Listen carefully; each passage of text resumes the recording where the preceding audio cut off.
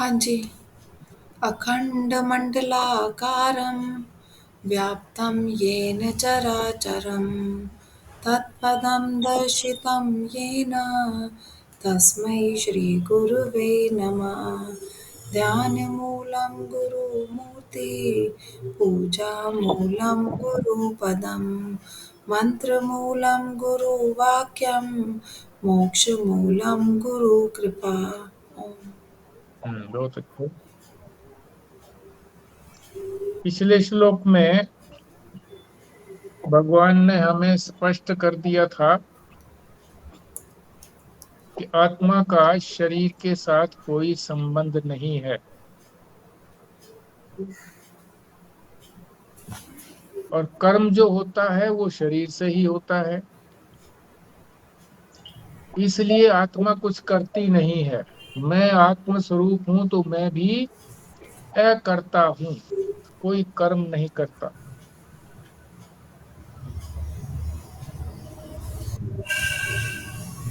और जब ये बोध हो जाता है कि मैं कुछ नहीं करता, कब होता है ये बोध? जब अविद्या की निवृत्ति हो जाती है।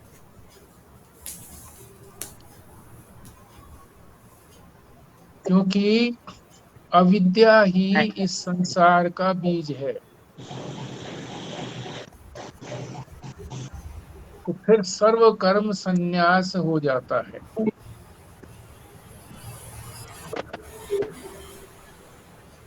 और एक बात और भी बताई थी कि सर्व कर्म संन्यास के बाद भी नहीं होता। किसको नहीं होता? जो विविदिशु है, जो परमात्मा को जानने की जिसकी तीव्र इच्छा है और वो उसके लिए संन्यास ले लेता है, तो उसको जो है अलग प्रकार के कर्म करने का विधान है। क्या है? कि वो ओंकार का जप करे, शास्त्रों का श्रवण करे, और भी उसके लिए कहे गए हैं। जब वो पूरी तरह से संपन्न हो जाता है तो उसका सर्व कर्म संन्यास सिद्ध हो जाता है। तो सार ये रहा कि आत्मा कोई कर्म करती नहीं है और मैं जो जिसको मैं जीव कह रहा हूं अपने आप को, उसका भी स्वरूप जो है वो आत्मा ही है। तो जीव भी कर्म नहीं करता है। तो आगे प्रश्न ये उठता है कि जो जीव भी कर्म नहीं करता है और जब तक उसके अंदर अविद्या रहती है, तो उस अविद्या के कारण वो अपने आप को कर्ता मान लेता है कि मैं कर रहा हूं। अविद्या की निवृत्ति हो गई तो फिर ये कर्म कहाँ हो रहे हैं? कौन कर रहा है इन कर्मों को? इस प्रश्न का समाधान इस अगले 13वें श्लोक में भगवान बता रहे हैं। पाठ करते हैं। पंच एतानि महाबाहो कारणानि निबोध मे सांख्ये कृतान्ते प्रोक्तानि सिद्धये सर्व कर्मणाम। हाँ जी, बिमला जी करिए।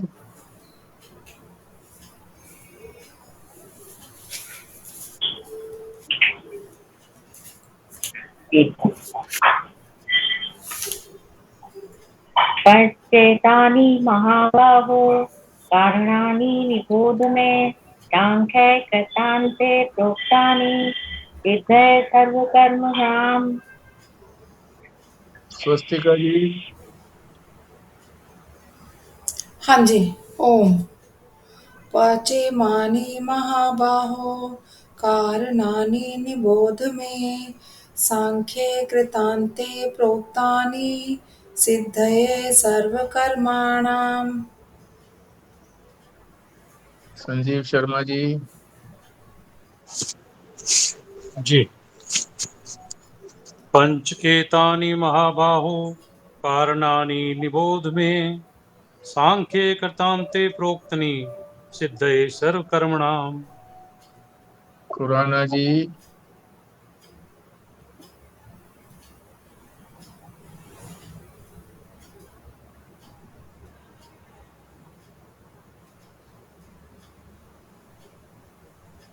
भारद्वाज साहब। पंच एतानि महाबाहु कारणानि निबोध में सांख्ये कृतान्ते प्रोक्तानि सिद्धये सर्वकर्माणाम्। हाँ जी, खुराना जी करेंगे।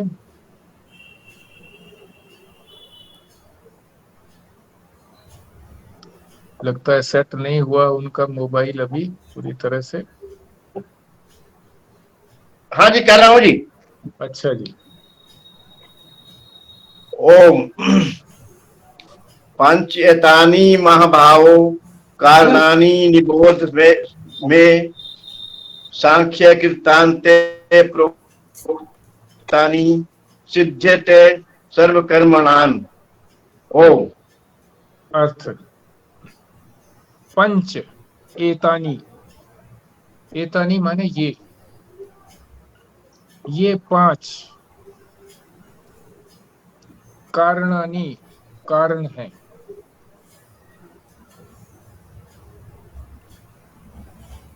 किसके कारण है ये पांच? अगली पंक्ति में जो अंतिम शब्द दिया हुआ है, सर्व कर्मणाम, सारे ही जितने भी कर्म होते हैं वो सारे कर्म इन पांच कारणों से संपन्न होते हैं। सिद्धये का मतलब संपन्न होना, पूरा होना। कौन कह रहे हैं? भगवान कह रहे हैं। किसको कह रहे हैं? अर्जुन को। महाबाहो, महाबाहो क्यों कहा? भगवान के एक एक शब्द का अर्थ होता है, इसलिए कहा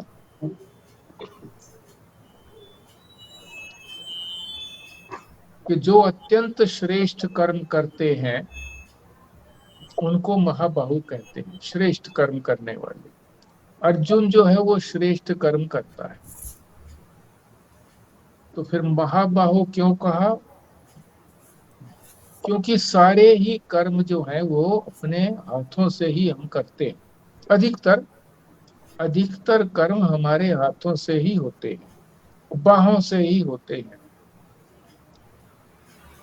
और फिर महा कहा, महा का मतलब वो कर्म श्रेष्ठ जो कर्म करता है उसको महाबाहु कहते हैं। और अर्जुन श्रेष्ठ कर्म करता है, तो फिर क्यों कहा ये ऐसा?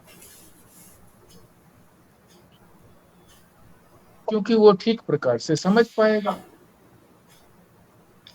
अगली पंक्ति, ये पहली पंक्ति में निबोध में, मेरे से, मे माने मेरे से, निबोध माने समझो, मेरे से समझो। भगवान कह रहे हैं कि मेरे से इस बात को समझो। क्या समझना है?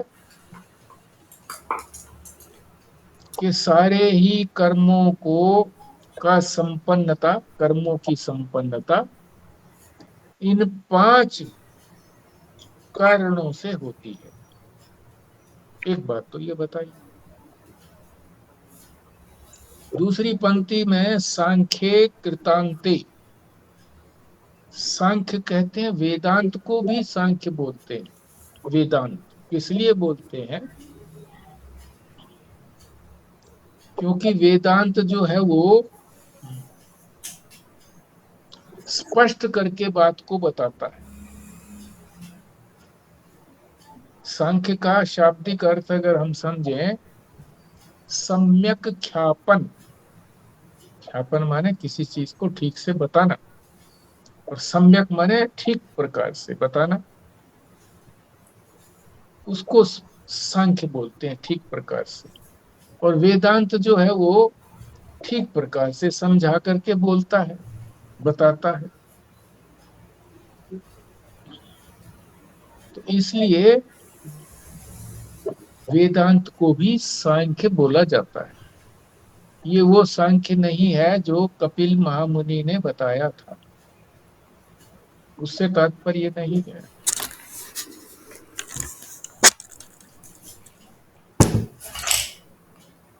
सांख्ये वेदांत कह दिया। कृतांते, कृत माने कर्म, और अंत्य का मतलब उसका अंतिम,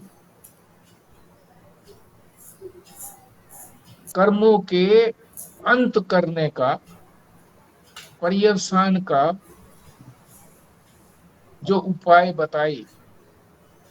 कृतांते, अंत्य का मतलब वो कर्मों को जो अंत करता है, यानी फिर कर्म उससे होते नहीं है, तो अंत हो गया ना, वो फिर कर्म कर सकता ही नहीं है।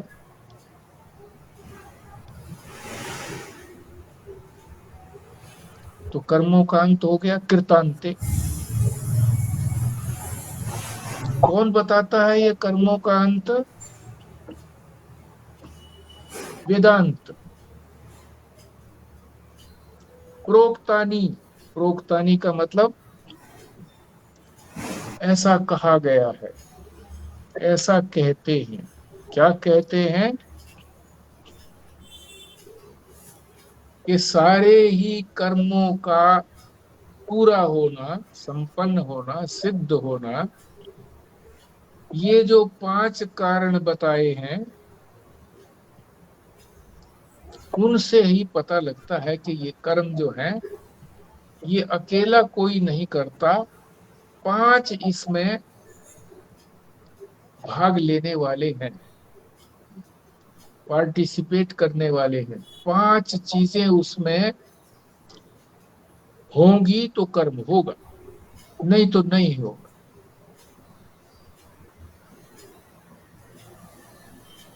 तो ये 5 चीजों की बात क्यों आई? क्योंकि ये शंका प्रकट हुई थी कि जब जीव तो कर्म करता नहीं है, क्योंकि वो तो आत्म स्वरूप है, चाहे उसने अभी जाना नहीं है, पर वो अपने ऊपर आरोप कर लेता है कि ये मैंने किया। जब उसका स्वरूप का उसको पता लग जाता है, अविद्या उसकी निवृत्त हो जाती है, तो फिर ये कर्म कहाँ हो रहे हैं? आत्मा तो कर नहीं रही, जीव तो कर नहीं रहा, तो कहाँ हो रहे हैं? उसी बात का, उसी शंका का समाधान 13वें श्लोक में भगवान ने ये कहा है कि ये 5 कारण हैं जिनसे ये सारे कर्म सिद्ध हो रहे हैं। जितने भी कर्म किए जाते हैं, 5 में से एक भी नहीं होगा तो फिर कर्म नहीं होंगे। ये उस शंका का समाधान किया है। अब इसको विस्तार से समझाएंगे। भगवान कह रहे हैं मेरे से समझो इस बात को। निबोध माने समझना, वे माने मेरे से समझो इस बात को। औरों से क्यों नहीं समझना? क्योंकि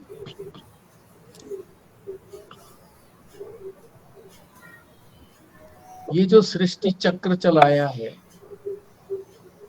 कर्मों के बिना तो सृष्टि चक्र चलता नहीं है। और ये सृष्टि जो है बनाई मैंने है, और चक्र भी मैंने चलाया है कि कर्म करो,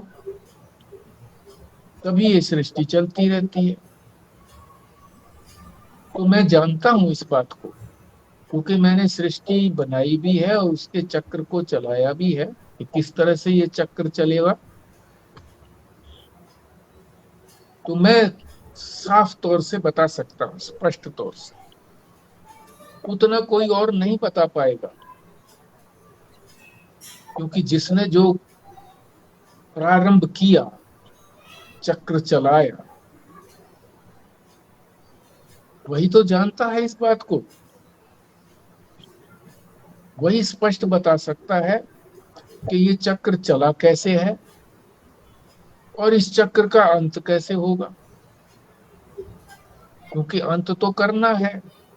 जब तक ये सृष्टि के कर्म का चक्र चलता रहेगा और मैं ये मानता रहूंगा कि ये सृष्टि का चक्र मैं चला रहा हूं, तो तब तक तो उसको ज्ञान हुआ नहीं, तो सृष्टि का चक्र चलता रहेगा। अविद्या की निवृत्ति हुई नहीं है। जब अविद्या की निवृत्ति हो जाती है तो फिर ये सृष्टि का चक्र फिर भी कैसे चलता रहता है? तो परमात्मा सर्वज्ञ है, सब कुछ जानते हैं। सर्वज्ञ उसी को कहते हैं जो तीनों कालों की बात को जानता हो, भूतकाल की भी बात को, वर्तमान काल की भी बात को, और आगे आने वाले भविष्य काल की बात को जो जानता है, उसी को तो सर्वज्ञ बोलते हैं।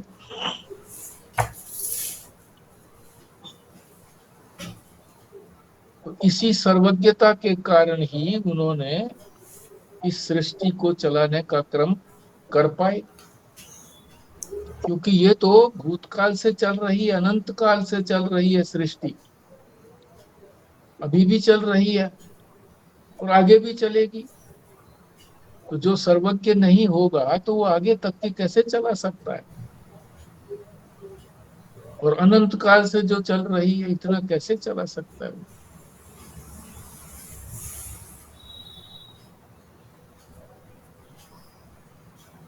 वही भगवान ही बता रहे हैं कि ये 5 हैं जो सारे ही कर्मों को पूरा कर रही है, संपन्न कर रही है। एक शब्द यहाँ पर आया है अन्वय, श्लोक में नहीं है मगर समझाने में महाराज जी ने अन्वय शब्द का प्रयोग किया है। अन्वय का मतलब होता है कि कोई चीज जब वहां होगी तो कर्म होगा।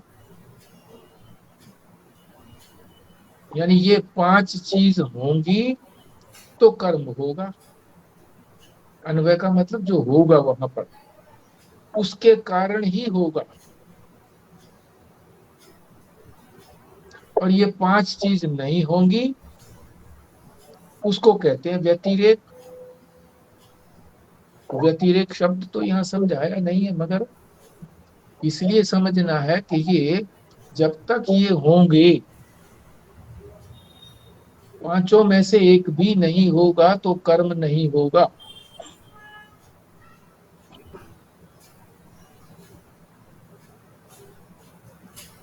इसी को अन्वय कहते हैं। और समझो, माला कब बनेगी? जब धागा होगा तभी तो माला बनेगी, नहीं तो मनिए सो सब अलग अलग है। धागा होगा तो माला बनेगी, चाहे वो फूलों की माला बने, चाहे वो तुलसी की माला बने। तो धागा जो है इन मोतियों के अंदर, फूलों के अंदर, मणियों के अंदर होगा तो बनेगी माला। तो ये 5 होंगे तो बनेगा। ये 5 जो है ये अन्वय है। किसके लिए अन्वय है? कोई भी क्रिया होने के लिए, कर्म होने के लिए ये अन्वय है। ये होगा तो ये होंगे 5, ये 5 होंगे तो कर्म होगा। तो ये 5 जो है ये अन्वय है, इनके 5 होना जरूरी है, तभी कर्म होंगे।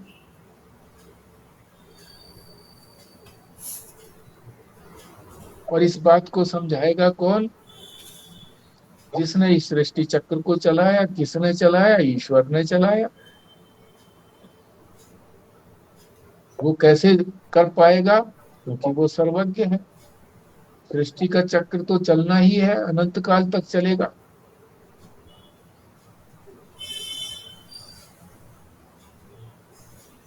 और बंद भी हो जाएगा। किसके लिए बंद होगा? जिसको ज्ञान हो जाएगा, जिसकी अविद्या निवृत्ति होगी, उसके लिए तो संसार का चक्र है ही नहीं। संसार ही नहीं है तो चक्र क्या चलेगा? पर सभी को तो ज्ञान होगा नहीं, बिरलों को ज्ञान होगा। तो फिर तो सृष्टि चक्र तो चलाना है, चलेगा ही। चलाया भी सृष्टि चक्र इसीलिए है कि लोगों को ज्ञान हो जाए, जो अविद्या है वो निवृत्त हो जाए, इसलिए चलाए। एक शंका और आई, अर्जुन भी इस बात को पूछ सकता है भगवान से। हमारे भी मन में शंका आती है जो अर्जुन के मन में आई है। अर्जुन पूछता है कि क्या केवल आप ही इस बात को कहने वाले हैं, और भी तो कोई कह सकता होगा इस बात को? क्या प्रमाण है कि आप जो बात कह रहे हैं वो प्रमाणिक बात है, प्रमाण है वो? इस बात को भी बता रहे हैं। ये जो श्लोक के अंदर जो अपने आप ही आदि गुरु शंकराचार्य शंका करते हैं, उसका समाधान भी देते हैं, और उसी के अनुसार महाराज जी भी शंकाओं को उठाते हैं। कई बार वो स्वयं उठा देते हैं, शंकराचार्य ने वहां नहीं उठाई, स्वयं उठा देते हैं, समाधान भी बता देते हैं। आपकी कही हुई बात को मैं कैसे मानूं, अर्जुन कह रहा है। हमारे भी मन में आती है, भगवान ने कह तो दी, क्या भगवान प्रमाणिक है क्या? तो वेद प्रमाण किसको कहते हैं? जहां जिस बात को वेद कहता है उसको ही प्रमाण माना जाता है। जो वेद को मानने वाले हैं उनको वैदिक कहते हैं लोग, वैदिक जो वेद को मानते हैं। तो सनातन धर्म के अंदर वेद की बड़ी मान्यता है। जो सनातन धर्म को मानते हैं वो वेद को भी मानते हैं। वैदिकों के अंदर ये मान्यता है, ये मानते हैं किस बात को, कि जो बात वेद ने कही है वही प्रमाण है, और जो वेद ने नहीं कही है उसको तो चाहे भगवान भी कहें तो भी वो प्रमाणिक नहीं है होती। इसीलिए शब्द दिया है वेद मूलक। जिस बात का मूल जड़ जो है वो वेद है, उसको वेद मूलक कहते हैं। जो बात वेद मूलक नहीं होती, यानी वेद ने नहीं कही होती, तो चाहे भगवान भी कहो उस बात को नहीं मानते। भगवान की इतनी सारी बात जो 18 अध्याय में भगवान ने कही है, इसको हम क्यों मानते हैं? क्योंकि ये वेद के अनुसार है। यही बात वेद ने कही है अपने मंत्रों के अंदर। मंत्र सबको समझ में नहीं आते हैं, उसका जो तात्पर्य है, जो अर्थ है,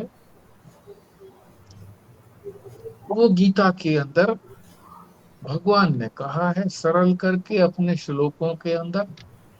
इसीलिए इसको प्रमाण माना जाता है।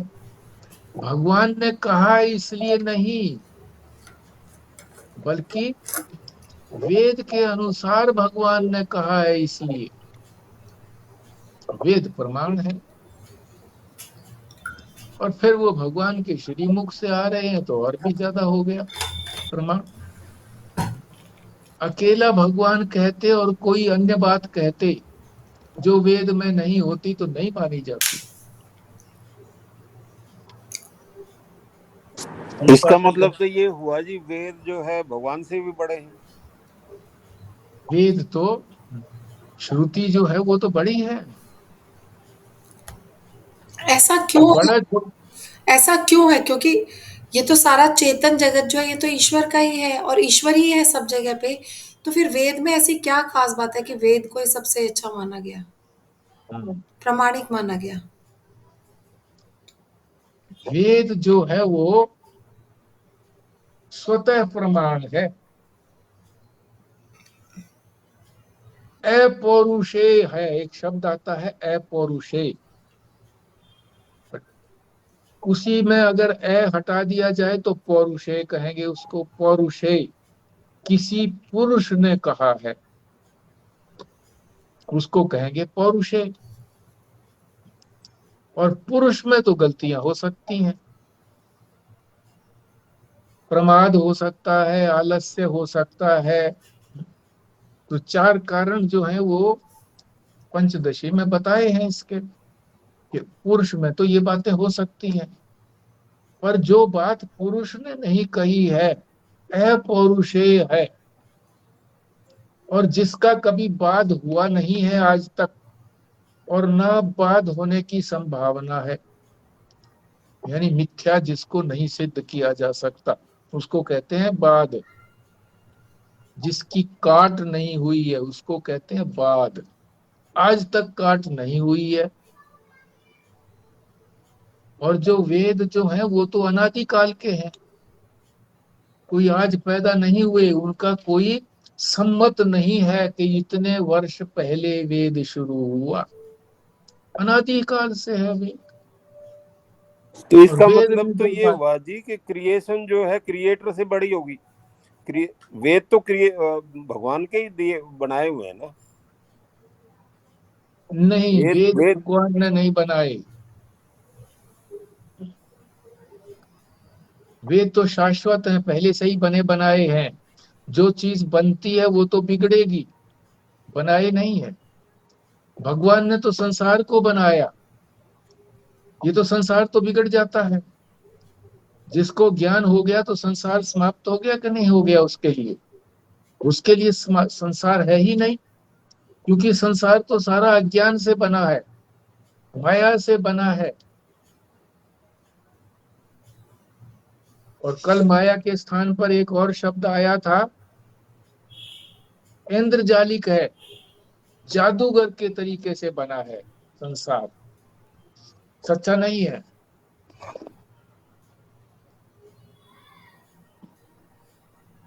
तो जो चीज बनेगी वो बिगड़ेगी, बनाया नहीं गया है, वेद बना नहीं है, क्रिएशन सच्ची नहीं है, आप कहना चाहते सच्ची हो नहीं है, शाश्वत है? आप कहना चाहते हो ये शाश्वत है? शाश्वत है। तो फिर 2 चीज़ें शाश्वत नहीं हो गई? ईश्वर भी शाश्वत और वेद भी शाश्वत। ये कैसे हो गया? एक ही चीज़ है ना शाश्वत तो, शाश्वत तो वेद है। और ईश्वर भी तो है। हाँ, तो ईश्वर भी जो है ये भी हमारे अज्ञान के कारण बनाया है हमने। एक को जीव कह दिया हमने अपनी अविद्या से, और एक को हमने ईश्वर कह दिया। जब जीव अपने आप को नहीं जानता है, अपने स्वरूप को नहीं जानता है, तो वो जीव कहलाया। और उसी ने फिर, जीव ने ही जो सारा संसार सामने दिखाई दिया, इसको बनाने वाले को ईश्वर कह दिया कि वो ईश्वर है। तो जीव और ईश्वर दोनों ही काल्पनिक हैं, केवल मात्र ब्रह्म। अब आप ये कहोगे कि जो ब्रह्म जो है वो फिर ब्रह्म को कह दिया तो आपने एक ब्रह्म हो गया और एक वेद हो गया। वेद ही ब्रह्म है, वेद ब्रह्म का ही बखान करता है, इससे अतिरिक्त बखान नहीं करता। वेद को जानना ही ब्रह्म हो जाना है।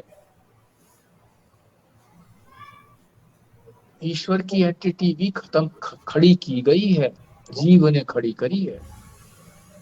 लेकिन वेदों की पूजा क्यों नहीं होती जी? फिर वेदों की पूजा होती है, क्यों नहीं होती पूजा? जो उपासक हैं वो वेद की पूजा करते हैं। कौन कौन है उपासक?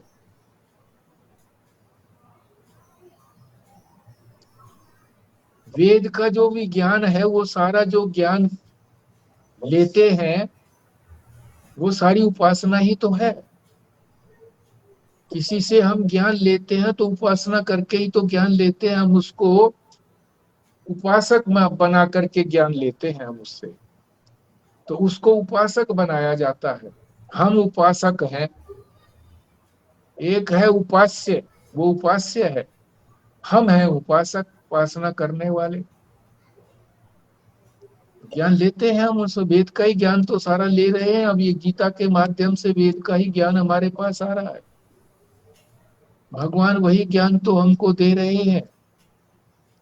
यहाँ हमने भगवान को उपासक मान लिया है, वो हमें ज्ञान दे रहे हैं, पर ज्ञान कौन सा दे रहे ये हैं? कह सकते हैं कि हाँ जी,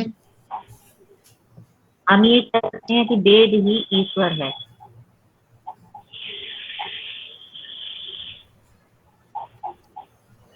वेद ही ईश्वर है।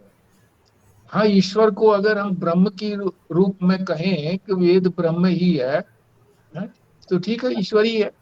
ब्रह्म और ईश्वर में कोई भेद भी नहीं है। क्यों नहीं है ब्रह्म और ईश्वर में भेद? क्योंकि वो अपने माया को जानता है। ईश्वर किसको कहते हैं? मायोपाधिक ईश्वर है, अविद्या उपाधि जीव है। इसको अविद्या है और उसको अविद्या नहीं है, माया है। माया उसने स्वयं बनाई है, माया उसके अधीन है, और हम जो है जीव जो है वो अविद्या के अधीन है। तो इस अंतर से ये जीव और ईश्वर की बात आ गई। जब ये अंतर हम समाप्त, हमने तो बनाया ये अंतर, जब हम इस अंतर को समाप्त कर देते हैं, कैसे कर देते हैं? महावाक्य के द्वारा। तत्वमसि, तत् माने वो, त्वम माने तू, गुरु कहता है तू और वो एक ही है। एक कब होंगे? जब हमारी अविद्या की निवृत्ति हो जाएगी, उनकी माया की निवृत्ति हो जाएगी।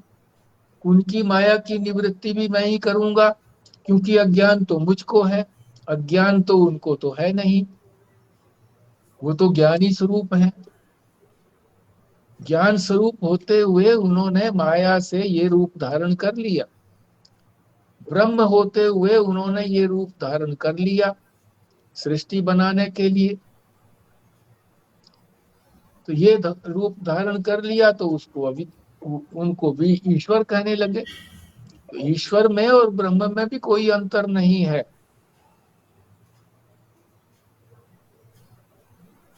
हमने ही उस अंतर को बनाया है। जब हमको वेद का पूरा ज्ञान हो जाएगा कि वेद क्या कहता है, वो ब्रह्म के स्वरूप को ही तो बताता है। सारे वेद, चारों वेद, इतना सारा भंडार है सारा वेदों का, चारों का, वो बात एक ही बताता है। क्या? ब्रह्म की बात बताता है, ब्रह्म के स्वरूप को बताता है, बस।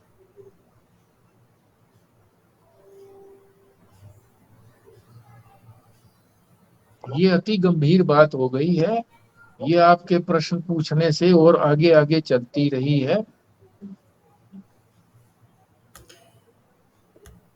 ये कुछ इस तरह भी हो सकता है कि जैसे हम कहते हैं ना कि ओम क्या है, तो हम्म, ओम जैसे ईश्वर के बारे मतलब ब्रह्म के बारे में ही बताता है, जैसे उधर इशारा करता है ओम। तो हाँ, एक तरह से ओम और ब्रह्म भी एक ही है।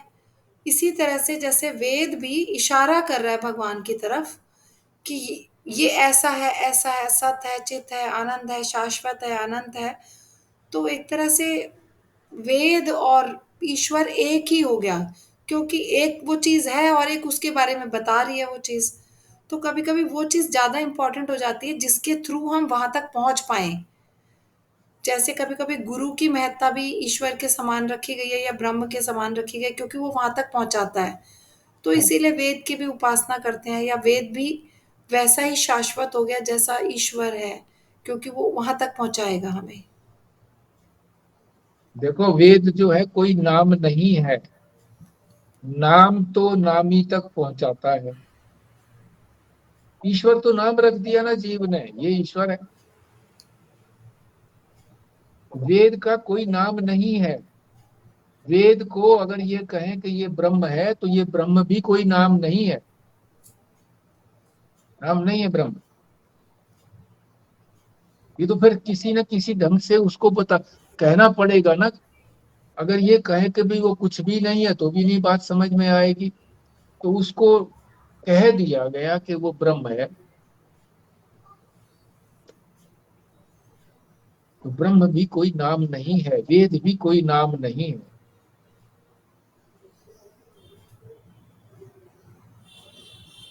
ओम तो नाम है, ईश्वर नाम है। ईश्वर ही तो वहां तक पहुंचाएगा, ब्रह्म तक। पर फिर तुम कहोगे कि भाई ईश्वर तो कम रह गया। वो हमारे समझने में ही अंतर रहा कि ब्रह्म ने ही तो जब रूप धारण किया तो वो ईश्वर कहलाया। ब्रह्म ने ही जब जीव का रूप धारण किया तो वो जीव कहलाया। अंतःकरण का रूप धारण किया, विद्या का को धारण किया। ब्रह्म ने जब माया का रूप धारण किया तो वो ईश्वर कहलाया। ब्रह्म ने ही जब अविद्या को धारण किया तो वो जीव कहलाया।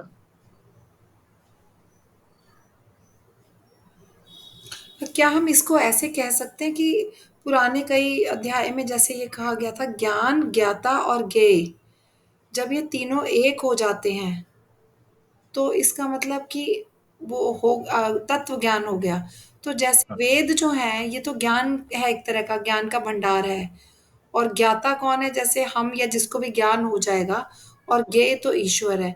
तो जब ये तीनों चीजें ज्ञान, ज्ञाता और ज्ञेय एक हो जाएंगे तो फिर तत्व ज्ञान हो गया, अनुभव। हाँ, यही तो कहते हैं कि त्रिपुटी नहीं रहती, त्रिपुटी का बाद हो जाता है। त्रिपुटी का बाद हो जाता है मतलब त्रिपुटी को फिर मिथ्या समझने लगते हैं। नष्ट तो कोई चीज होती नहीं है संसार में, बाद ही होता है, बाद। मिथ्यात्व निश्चय कि ये जो तीन बनाए गए थे, ज्ञाता, ज्ञान, ज्ञेय, ये मिथ्या है। एक ही है, बस ज्ञान मात्र है। जब उसके साथ जुड़ जाता है जानने वाला, जब उसके साथ मिल जाता है ज्ञेय, जिसको जाना, जो जाना गया, तो मिथ्या हो जाता है। फिर ज्ञान मात्र है। वेद को ज्ञान ही कहते हैं। वेद का मतलब टू विद, वेद का मतलब है टू नो, विद, ज्ञान। वेद ज्ञान, ज्ञान राशि है।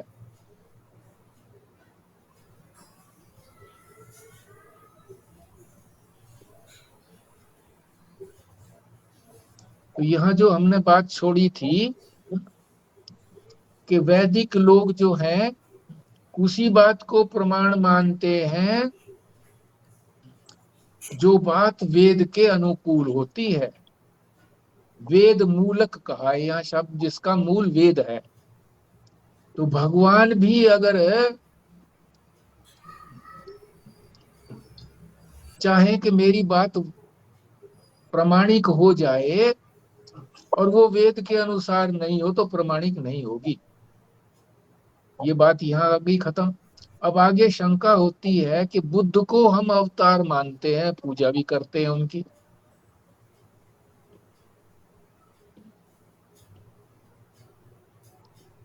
और बुद्ध जो, वो तो कहते हैं कि आत्मा कोई है ही नहीं। आत्मा का जन्म होता है, फिर मर जाती है। ज्ञान का जन्म होता है, फिर मर जाता है, समाप्त हो जाता है। कैसे? एक वृत्ति बनी, हमको किसी चीज का ज्ञान हुआ, हमको ये चश्मे के खोल का ज्ञान हुआ, 1 मिनट में फिर दूसरा ज्ञान हो गया, पुस्तक का ज्ञान हो गया, फिर मोबाइल का ज्ञान हो गया। खत्म हो गया ना, एक ज्ञान हुआ, दूसरा वो फिर खत्म हो गया, फिर दूसरा ज्ञान हुआ। इसी को क्षणिकवाद कहते हैं। कि क्षण क्षण में उत्पन्न होती है और मरती है। तो जो हमारे यहाँ जो आत्मा की बात कही गई है कि आत्मा तो हमेशा रहने वाली वस्तु है, तो ये उस तरह की नहीं है, इसीलिए इसको अनात्मवाद कहा है। अनात्मवाद, असत कारणवाद, यानी उत्पन्न होना, असत से कोई चीज उत्पन्न हुई, पहले नहीं थी फिर उत्पन्न हो गई, उसी को तो उत्पन्न कहेंगे जो बाद में बनी। तो शून्य से, जहां कोई वस्तु नहीं है, वहां से बनी। असत से सत बना, असत से सारी चीजें बनी, इसी को असत कारणवाद कहते हैं। असत कारणवाद, ये बौद्ध लोग असत कारणवाद को मानते हैं कि पहले नहीं थी आत्मा, फिर बनी, ज्ञान हुआ, फिर खत्म।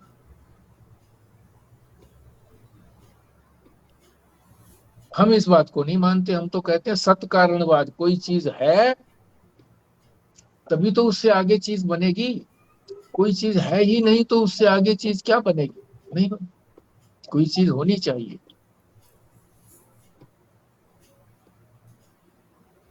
तो फिर भी भगवान ने जो है ये बौद्धवाद का प्रवर्तन क्यों किया, अब इस बात को समझने की बात है। बौद्धवाद का प्रवर्तन शुरुआत कैसे की भगवान ने? अरे जितने भी अवतार हुए हैं वो सारे भगवान ने ही तो अवतार लिए हैं। बुद्ध जो अवतार हुआ है वो भगवान ने ही तो अवतार लिया है, भगवान ही तो अवतरित हुए हैं उसमें। जितने भी अवतार हुए हैं सब भगवान ने लिए। तो बुद्ध भी जब अवतरित हुए तो भगवान ही अवतरित हुए। तो फिर यह प्रश्न ये उठाता है कि भगवान ने बौद्धवाद का क्यों शुरू किया? फिर बौद्ध जो है वो तो ये कहते हैं अनात्मवाद है, असत कारणवाद है। इसका स्पष्टीकरण देते हैं। फिर क्या स्पष्टीकरण है? सृष्टि का चक्र चलाने के लिए कुछ करना पड़ता है। कैसे चलाएंगे सृष्टि का चक्र? असुर, एक बात बताइए कि जो भी तप करता है, यज्ञ याग आदि जो है ये तप ही है, यज्ञ करते हैं, शक्ति प्राप्त होती है। तो संसार में देवता भी हैं और असुर भी हैं। सुर नर मुनि, सुर माने देवता, असुर माने जो राक्षस हैं।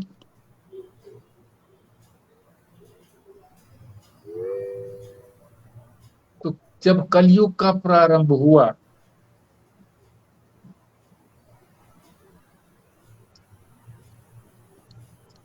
तो समुद्र मंथन किया गया, उसमें से अमृत भी निकला, जहर भी निकला।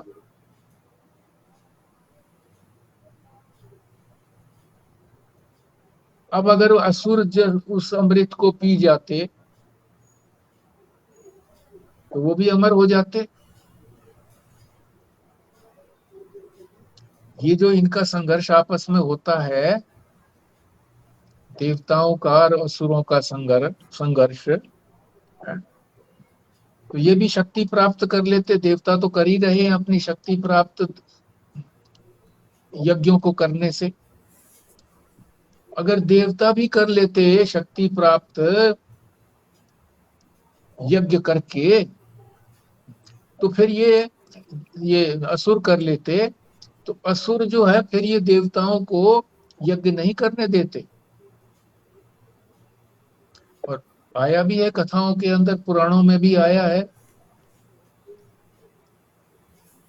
रामायण में भी आया है इसी तरह से कि असुर जो हैं, राक्षस जो हैं, वो जब ये देवता अपना यज्ञ करते हैं तो इनको विघ्न करते हैं, पूरा नहीं होने देते यज्ञ को।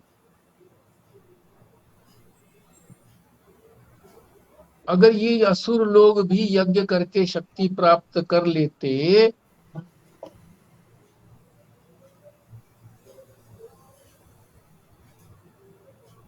तो फिर देवताओं को तो टिकने नहीं देते ये। देवता लोग जो है वो तो शक्ति प्राप्त करते हैं यज्ञों के माध्यम से, तो उनको यज्ञ नहीं करने देते। तो क्या हो जाता, सारे संसार में हाहाकार फैल जाता।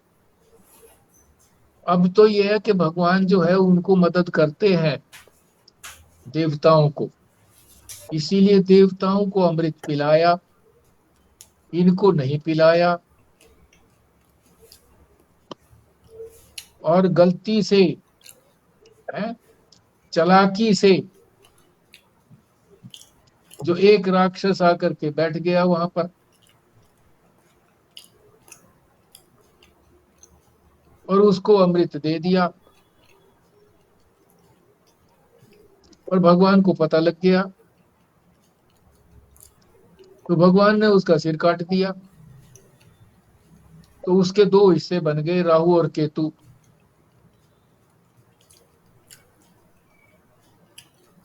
अब वो राहु और केतु भी तंग करते हैं, सबको तंग करते हैं, मनुष्यों को भी, देवी देवताओं को भी, सबको तंग करते हैं। राहु और केतु चढ़ गया जी, इसके सिर पर हो गया, ये हो गया, वो हो गया।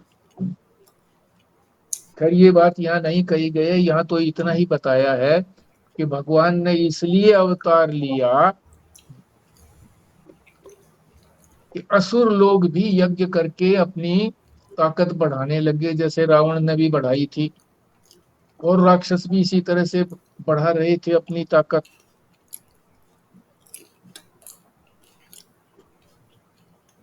और ताकत बढ़ा करके फिर वो यज्ञ याग आदि को नष्ट करते रहते हैं। इसलिए भगवान ने बुद्ध का अवतार लिया। और बुद्ध लोग क्या कहते हैं, अवतार जो लिया उन्होंने क्या कहा, अरे यज्ञ याग आदि में कुछ नहीं रखा है, छोड़ो यज्ञ याग आदि,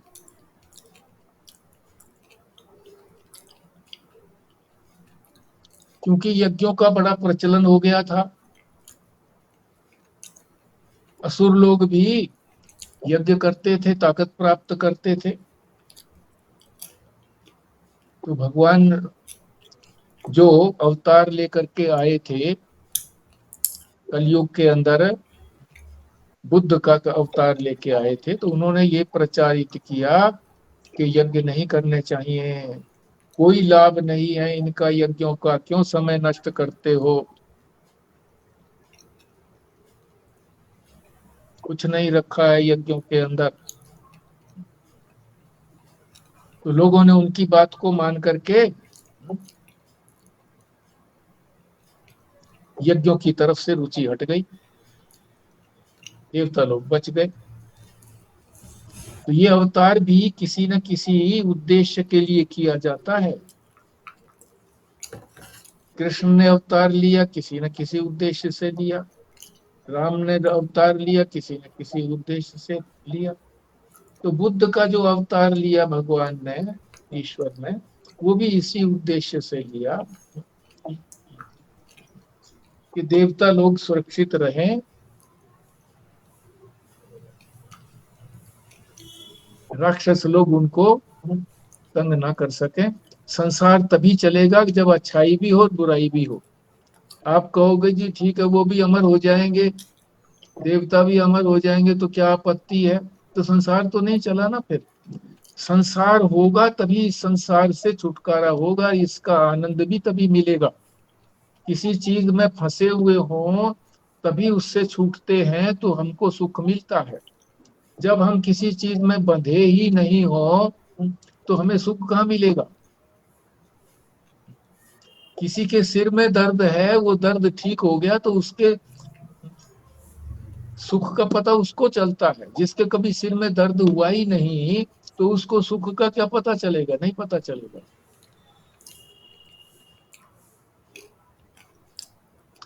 तो ये बौद्धवाद में जो ये शुरू किया था कि यज्ञों को कोई फायदा नहीं है, इनको समाप्त करो, ये इसी कारण से किया था। आगे फिर ये बताते हैं एक शब्द जो यहाँ पर श्लोक में आया है, सांख्य कृतांते प्रोक्तानी। सांख्य जो बताया, सांख्य का अर्थ है जो सम्यक ख्यापन करे।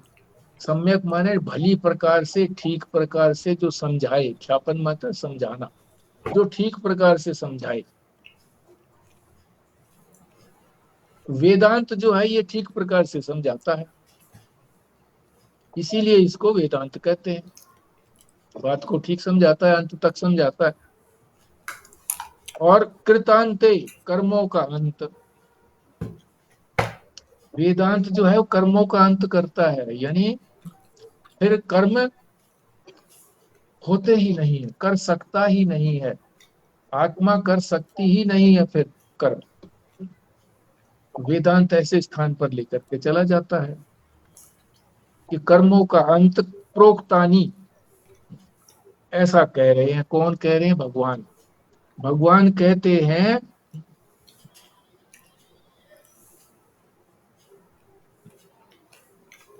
कि कर्मों को अंत करने वाला जो शास्त्र है उसको कहते हैं वेदांत।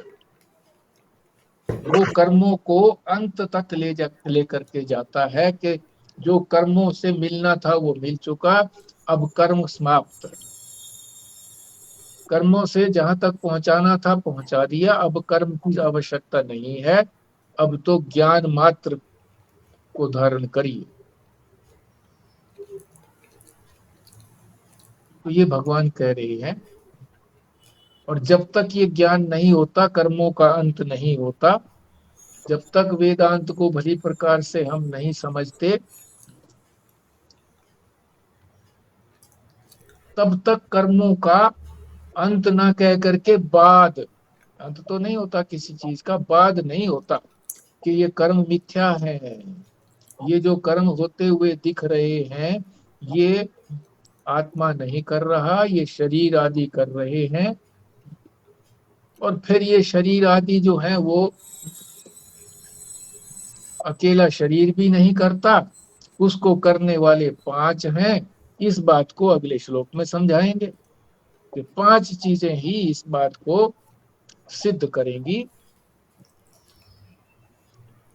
5 के होने से ही कर्म होगा, एक भी नहीं होगा तो कर्म नहीं होगा। इस बात को अगले श्लोक में बताएंगे। आत्मा तो करती नहीं है, आपने कह दिया कि ये मिथ्या हो जाएंगे सारे कर्म, तो फिर ये कर्म हो कहाँ रहा है? तो 5 के कारण से हो रहा है, ये अगले में बताएंगे। तो यहाँ तो सिर्फ इतना ही बताया है कि कर्मों को करने वाले 5 कारण हैं, मगर कर्मों का अंत करने वाला वेदांत शास्त्र है। और वेदांत शास्त्र समझने के बाद ही कर्मों का बाद हो सकता है, जीव को अपना स्वरूप प्राप्त हो सकता है, मोक्ष हो सकता है। उससे पहले जो कर्म होते हैं वो तो इन 5 के द्वारा होते हैं। इस बात को समझना है जीव को। इस बात को समझ करके कि इन 5 के द्वारा हो रहे हैं और इन 5 से मेरा कोई संबंध है नहीं, इसलिए मैं अपने स्वरूप को, जीव अपने स्वरूप को जान जाता है कि मैं ज्ञान स्वरूप हूं, चित स्वरूप हूं, आनंद स्वरूप हूं। तो कर्मों का अंत वेदांत ने कर दिया, अपने स्वरूप के ज्ञान तक जहां ले जाना था वहां तक ले गया। ठीक है जी। कुछ और बोलना है आपको?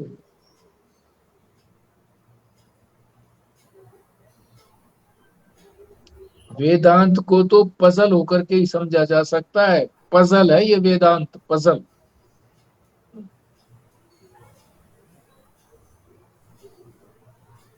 कबीर की जो उलट पासियां आती हैं वो इसी तरह से तो आती हैं, उलट पासियां, कि बात उल्टी कहते हैं। पानी बिच मीन प्यासी रे, मुझे सुन सुन आवत हासी रे। पानी में मीन जो है, मछली तो प्यासी है ना, उल्टी बात। पानी में है और फिर प्यासी है। तो वेदांत इसी तरह से उल्टी बात कह करके ही समझा पाता है, वैसे नहीं समझा पाता, वैसे समझ में आता नहीं है, सीधी सादी बात नहीं है, घुंडी वाली बात है। और जब घुंडी सुलझ जाती है तो बड़ा मजा आता है। फिर जब तक नहीं समझ आती है तब तक समझते हैं अरे ये बात तो समझ में नहीं आई, अच्छा तू बता भैया, तो समझ में नहीं आई। और जब फिर बता देते हैं, शास्त्र बता देता है, तो फिर कहता बड़ा मजा आ गया, सुनने में ही मजा आ गया, सॉल्यूशन में ही मजा आ गया। गणित का कोई प्रश्न है, इतने हजार, इतने लाख रुपए, इतने हजार रुपए, इतने इसका ये निकालो, इसका ये निकालो, तो वो निकल नहीं रहा है, फार्मूला बता दिया अध्यापक ने, निकल आया तो बड़ी शांति होती है। पैसे थोड़े ही मिलते हैं उसको, पैसे तो नहीं मिलते, पर शांति मिलती है बड़ी। वेदांत का समझ आना ही बड़ी प्रसन्नता देता है, शांति देता है। और फिर जब इसको अपना लेते हैं तो फिर जो है ना वो साक्षात रूप में जो पैसे मिलते हैं, किसी के लेन देन होता है तो वो हो जाता है, उसको साक्षात मिल जाता है परमात्मा, अपने स्वरूप का बोध हो जाता है। उस प्रसन्नता का तो कहना ही क्या है। जैसे वेद कहता है ना कि ईश्वर को पाने के लिए ईश्वर को इंद्रिय मन बुद्धि से हम प्राप्त नहीं कर सकते, फिर हाँ, भी वो जो समझाता है वो हम इंद्रिय मन बुद्धि से ही समझते हैं। तो आश्चर्य है ना कितना। एक श्लोक तो आया ही है इसमें, गीता के दूसरे अध्याय में ही आया है कि आश्चर्य है, ये चारों चीजें आश्चर्य हैं। कि जो समझाने वाला है वो भी कैसे समझा पाता है जब शब्दों से नहीं समझाया जा सकता, और समझने वाला भी कैसे समझ लेता है कि जो शब्दों से नहीं समझाया जा सकता उसको शब्दों से समझ लेता है। और दो बातें कही है इसी तरह से कि ये आश्चर्य है, ये दूसरे अध्याय में कहा गया है, कौन सा श्लोक है पता नहीं।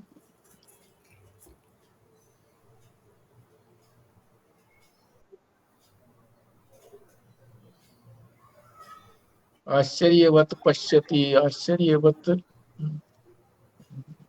कहती, कुछ इस तरह से।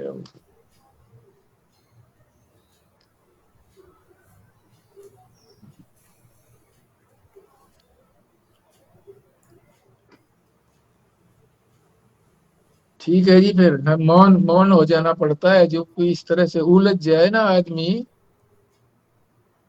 तो फिर क्या करे।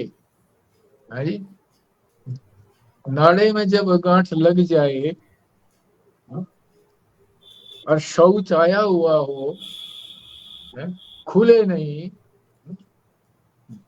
तो तोड़ने की कोशिश करता है, टूटे किसी तरह से, ताकि भाग जाऊं वहां करूं जाकर। और उस घुंडी को कोई खोल दे, अरे भाई तू तोड़े मत, तेरे से टूटेगा भी नहीं, है टूटेगा भी नहीं, खुलेगा भी नहीं, ले मैं खोलता हूँ। राहत मिलती है, अरे तूने तो बचा लिया भाई, बचा लिया, नहीं तो निकल जाती भाई। ठीक है जी, फिर